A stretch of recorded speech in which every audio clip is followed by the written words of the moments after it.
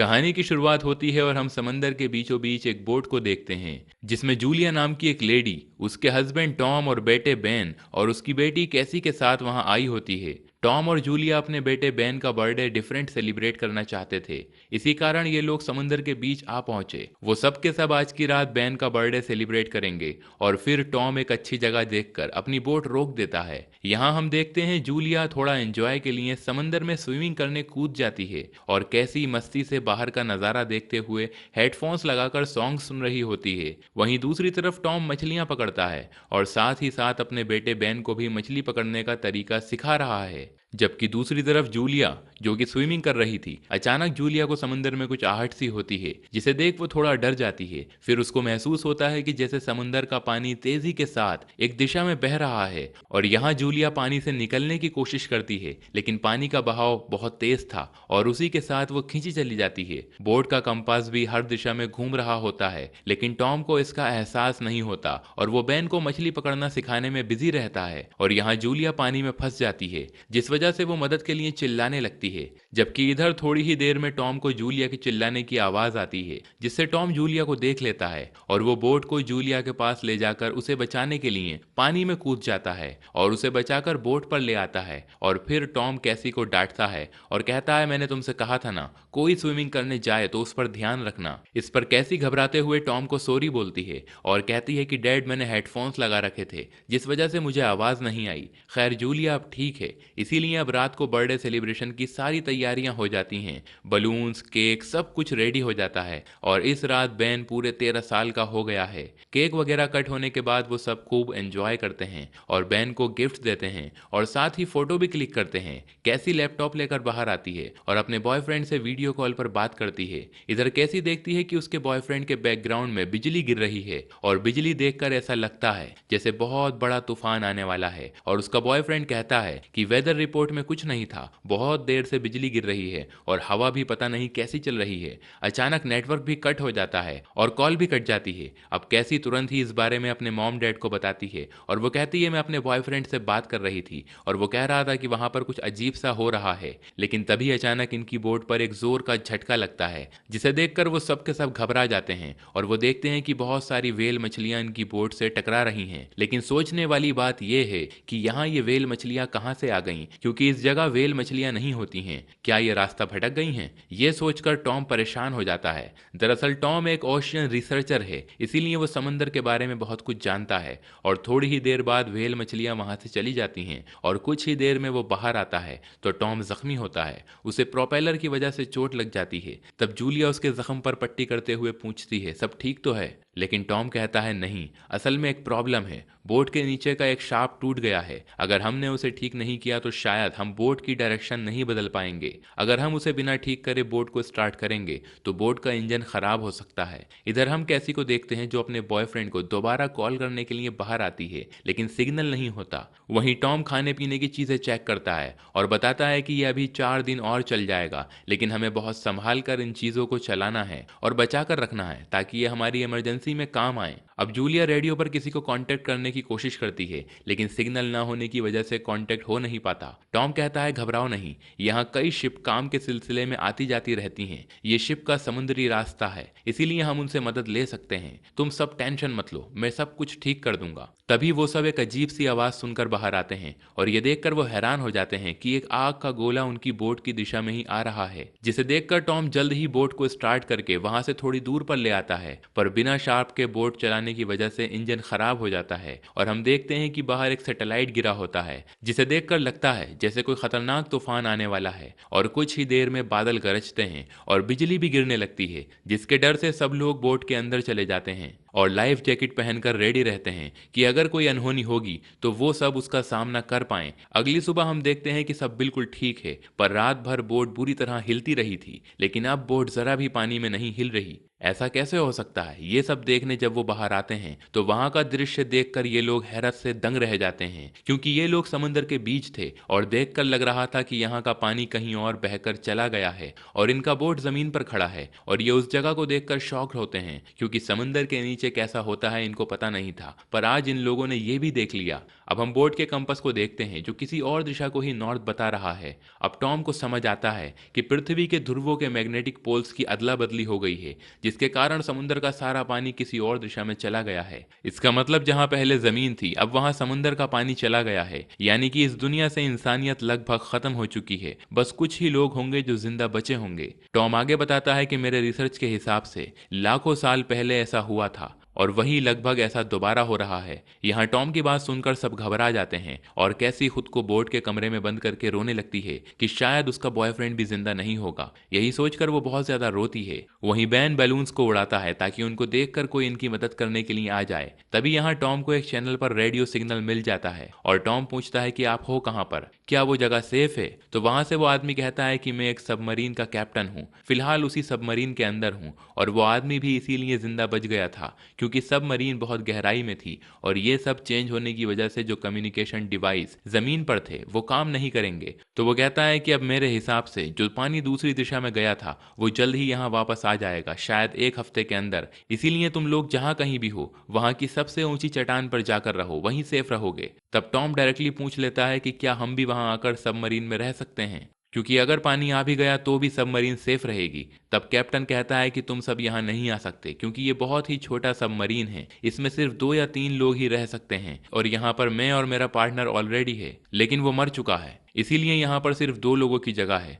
तो इस पर टॉम कहता है कि आप प्लीज मेरे दोनों बच्चों को अंदर ले लीजिए, आपका बहुत एहसान होगा। अब यहाँ कैप्टन भी इनकार नहीं कर पाता और मान जाता है। फिर टॉम जल्द ही मैप पर लोकेशन को मार्क कर लेता है क्योंकि जल्द ही उसे बच्चों को वहां पहुंचाना होगा, नहीं तो पता नहीं पानी कब आ जाए, इसीलिए खतरा बढ़ जाएगा। वो बच्चों के लिए फूड वगैरह पैक करने लगता है। इधर टॉम देखता है कि कोई इनकी बोट की ओर आ रहा है। वो आदमी लंगड़ाते हुए चल रहा होता है और उसके साथ एक कुत्ता होता है। असल में ये बलून देखकर यहाँ आया है जो बैन ने हवा में उड़ाए थे और इसे देखकर लगता है कि ये बड़ी मुश्किल से बचकर यहाँ आया है। उसे इतना थका हुआ देखकर टॉम उसे पहले पानी देता है और पानी पीने के बाद वो आदमी टॉम को थैंक यू कहने के बजाय उसके सर पर मारकर उसे गिरा देता है। और तभी वहां पर जूलिया टॉम को बचाने के लिए आती है, लेकिन तभी वो आदमी अपना भाला बेरहमी से टॉम के पेट में घुसा देता है, जिससे कि टॉम की वहीं पर मृत्यु हो जाती है। जूलिया देखकर डर जाती है। फिर वो आदमी जूलिया के पीछे आता है, जिसे देख जूलिया बच्चों को बचाने बोट की ओर भागती है और वो आदमी उस पर भी हमला करता है और भाला फेंकता है, जिससे जूलिया बच तो जाती है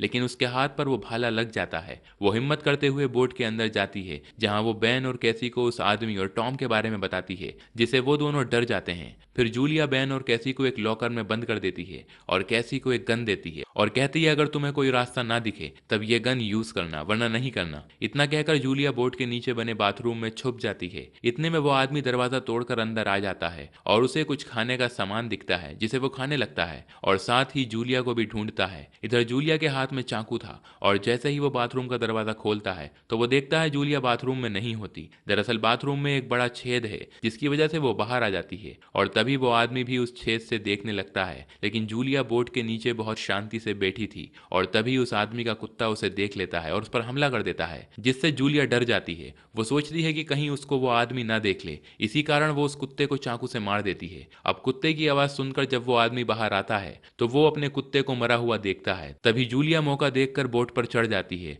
और इसी मौके पर जूलिया उस आदमी को मारने के लिए उस पर हमला करती है, लेकिन वो आदमी बच जाता है और वो आदमी जूलिया को पकड़ लेता है और वो जूलिया को बहुत मारता है। वहीं हमें वो लॉकर भी दिखता है जिसमें जूलिया अपने बच्चे कैसी और बैन को बंद करके आई थी। इधर कैसी अपनी माँ को पिटता देखकर उस लॉकर से बाहर आ जाती है और उस गन से उस आदमी के ऊपर शूट कर देती है, जिससे वो आदमी दूर जाकर गिरता है और वहां आग लग जाती है। तभी जूलिया मौका देखकर वहां से निकलने लगती है, लेकिन उस आदमी को ज्यादा चोट नहीं लगी थी, जिससे वो आदमी जूलिया को पकड़ने लगता है। तब जूलिया उसको एक जोरदार लात मारती है और वो तीनों वहां से बाहर आ जाते हैं। वहां से उन्होंने कुछ खाना और मेडिसिन भी ले ली थी और इधर हम देखते हैं उस बोट में ब्लास्ट हो जाता है, लेकिन वो आदमी उस बोट से कूद गया था जिससे वो बच जाता है। तभी वो तीनों टॉम को देखकर रोने लगते हैं। तब वो देखती है कि वो आदमी अभी भी उनके पीछे आ रहा है। फिर जूलिया बच्चों को लेकर वहां से भागती है और उस जगह से कहीं दूर चली जाती है। उन्हें एक चट्टान से पानी गिरता दिखाई देता है। जब वो उस पानी को पीते हैं तो वो पानी बहुत ही खारा होता है। तब कैसी के पास थोड़ा पानी होता है तो वो बैन को देती है,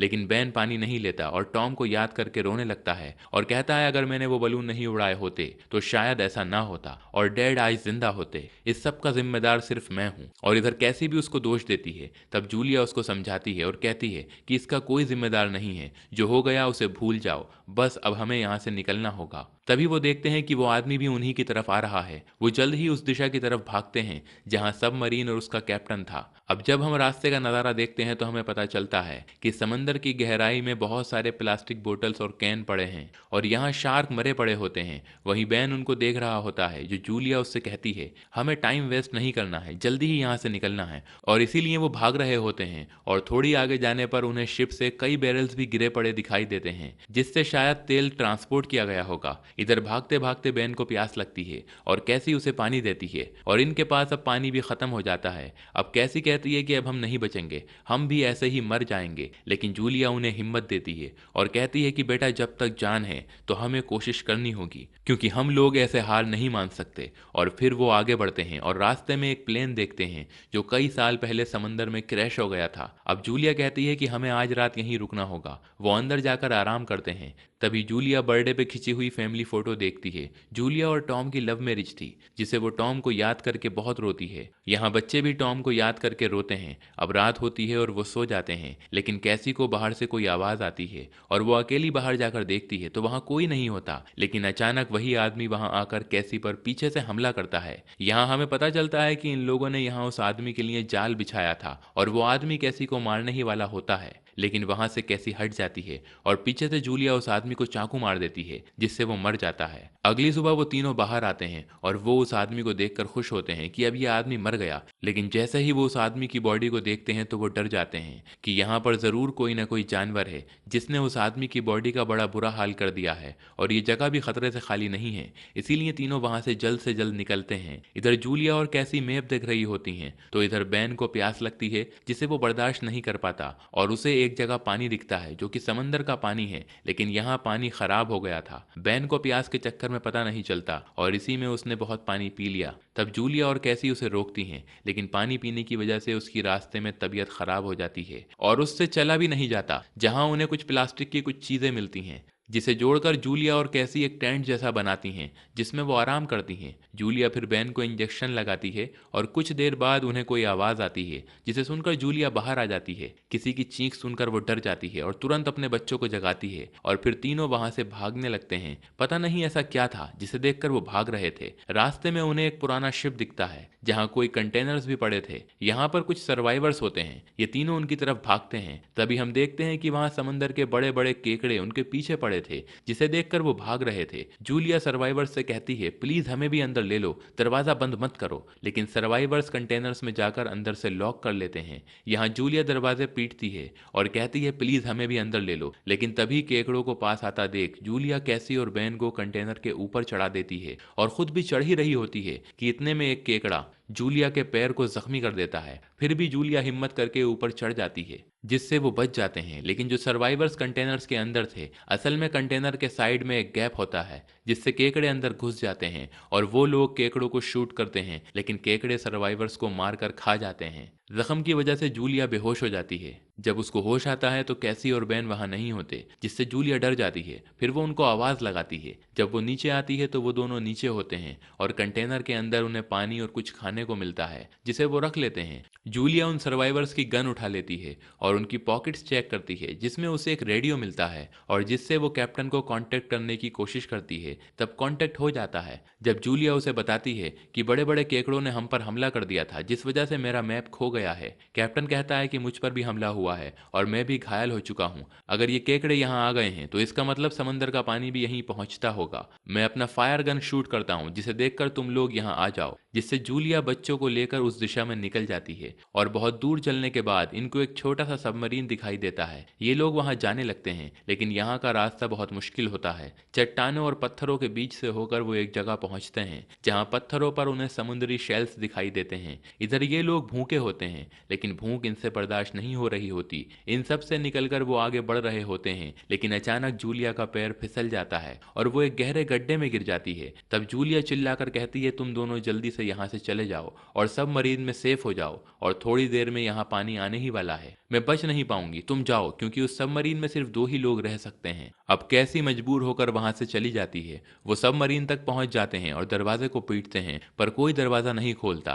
दरअसल कैप्टन गंभीर हालत में बाहर ही होता है और वो कहता है, मैं जिंदा नहीं बचूंगा, लेकिन तुम लोग सबमरीन के अंदर चले जाओ और दरवाजा लॉक कर लो। इधर कैसी जूलिया को लेने भागती है, क्योंकि कैप्टन की हालत खराब होने की वजह से वो नहीं आ सकता, इसीलिए जूलिया के लिए सबमरीन में जगह हो जाएगी। इसी बीच जूलिया के पास भी केकड़े आ गए थे, लेकिन जूलिया उन्हें शूट करने लगती है, पर केकड़ों की तादाद बहुत ज्यादा होने की वजह से जूलिया हिम्मत हार जाती है। लेकिन तब कैसी वहां आकर उसे निकालती है और कहती है, कैप्टन जिंदा नहीं बचेगा, उसकी हालत बहुत खराब है, इसीलिए वो सबमरीन में नहीं आ सकता। आप मेरा हाथ पकड़कर ऊपर आने की कोशिश करिए। और इधर मुश्किलों के साथ जूलिया कैसी का हाथ पकड़ लेती है और ऊपर आ जाती है। फिर वो दोनों सबमरीन के पास जाती हैं और ऊपर चढ़ने वाली होती हैं। तभी अचानक पानी की बड़ी बड़ी लहरें आ जाती हैं और तभी सब अंदर जाकर दरवाजा बंद कर लेते हैं। समंदर का पानी जोर से सबमरीन पर पड़ता है और तेज लहरों के बीच सबमरीन पूरी तरह हिलता है और पत्थरों से टकराने लग जाता है। तभी जूलिया को सारी घटनाएं एक एक करके दिखती हैं और वो बेहोश हो जाती है। जब उसे होश आता है तो सबमरीन एक जगह रुका होता है।